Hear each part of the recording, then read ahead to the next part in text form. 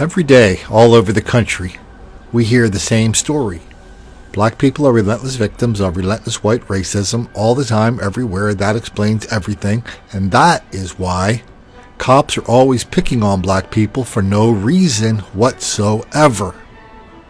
Hi, this is Colin Flaherty, author of Don't Make the Black Kids Angry. Here we talk about the greatest lie of our generation, the myth of black victimization, all without racism, without rancor, without apologies. Now, this whole idea of black victimization, it's kind of popular now all over the country, but in places like Memphis, it's been the gospel for 10, 20 years. Not just Memphis, other chocolate cities all over the country. Memphis, New Orleans, Philadelphia, Baltimore. The idea of arresting people for committing crimes, this is some kind of racist talk for oppressing black people. Let's see where it got them in Memphis with a couple of videos I got in the last 24 hours, plus some stuff that happened 6 months ago.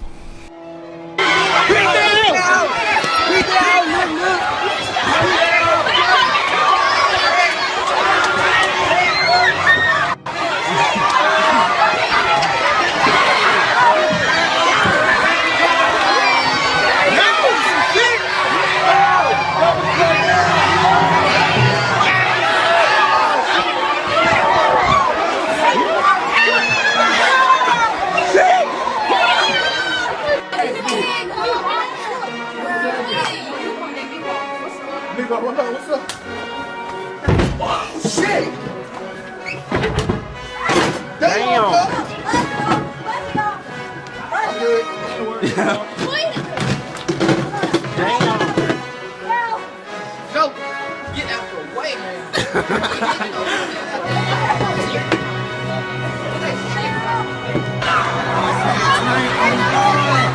What's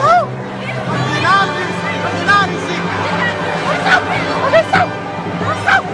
What's up? What the hell is that? What? Station TT! Thank God!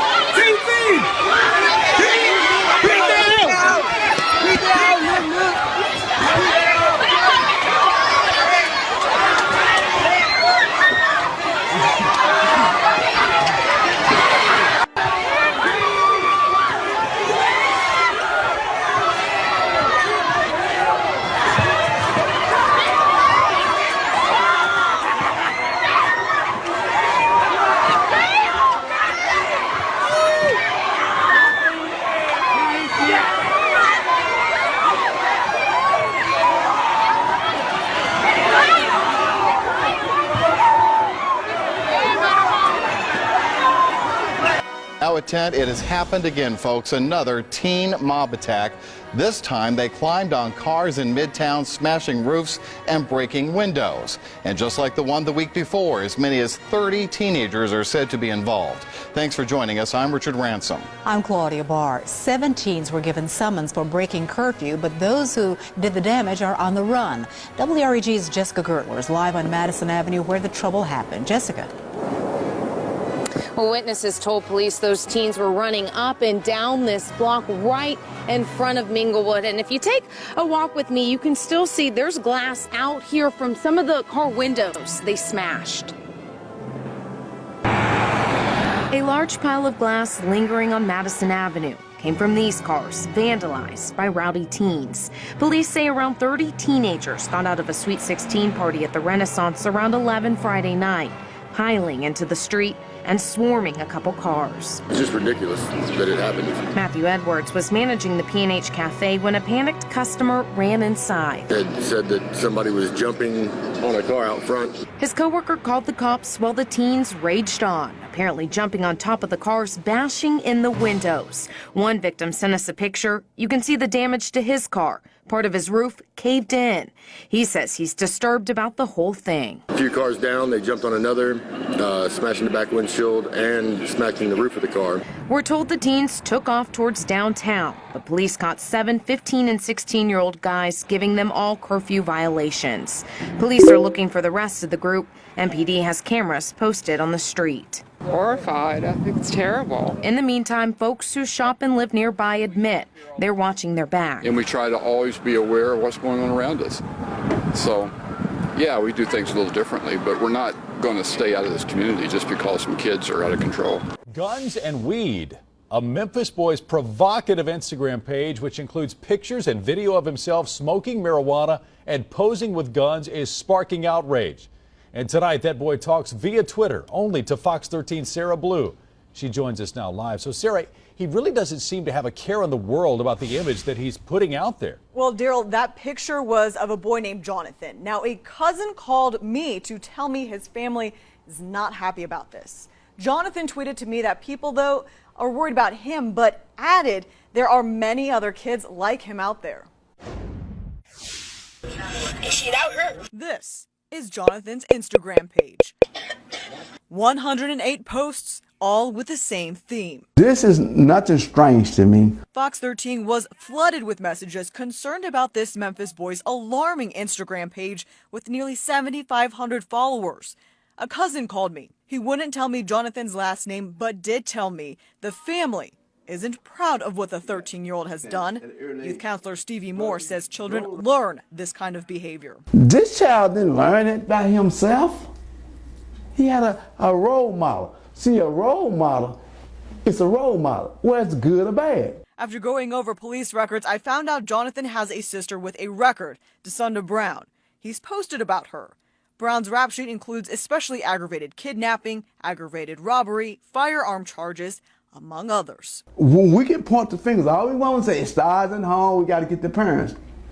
The parents you talking about getting don't care, because if they did care, this wouldn't be happening. After posting this story to my social media, Jonathan starts tweeting me.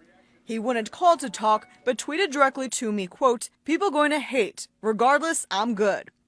I asked why he posted these pictures. He replied, Chief Keef, a Chicago rapper, got famous from that, right? Whoa, stop the tape. Who did they just say? Chief Keef. Now, if this is the first time you've ever heard the words Chief Keef, that tells me you haven't read Don't Make the Black Kids Angry. I have a whole chapter in there on Chief Keef. I wrote it last year, not because Chief Keef makes videos where he smokes dope, flashes gun and talks about drugs, guns, killing, drugs, gun, killing, drugs, gun, killing over and over and over and over and over. And, you know, throw some women stuff in there too. And he's only like 15, 16, 17 when he made them. Not because of that, but because the New York Times did a big story on him. Basically, as I wrote at the time, they kind of made him sound like he was a combination of Shakespeare, Dickens, and Dylan, all three combined with a touch of Mozart. And what the Times says is they kind of coronated him as like this new prince of rap. But what they really said I got a kick out of, to kind of like expose the Times, New York Times, is they said this is what rap used to be like before it was whitewashed. You know, if I had one of these Times writers sitting here at this podcast, I would pay that guy to tell me what he meant by whitewashing music. But he's not here. So what you're going to have to do is read about this in Don't Make the Black Kids Angry. It's crazy how what they said about Chief Keef, how they elevated him. But the craziest part of all is how I pointed out that the Times couldn't even run one of his lyrics. Because basically there's nothing in his lyrics you could repeat even a line or two without running into all sorts of crazy words that the Times would never repeat. Let's get back to the news clip. Everybody focuses on that child. And the child had nothing to do with none of this. Child is not to blame. And we are blaming the child. You get the feeling everybody in Memphis is exasperated. They don't know what to do. It's been happening a long time. Let's go back 6 months ago to see the exact same feeling. See if you recognize any of these cast of characters, because they want to get to the bottom of why black people in Memphis are acting like this. And guess what? It's not just Memphis. With Memphis seeing a rash of youth violence recently, we decided to ask some young people what can stop it. Their answer? Nothing. WREG's Katie Rufner is live with the eye-opening things two young men had to say. Katie. It's disturbing, to say the least. They described the Kroger mob attack as fun.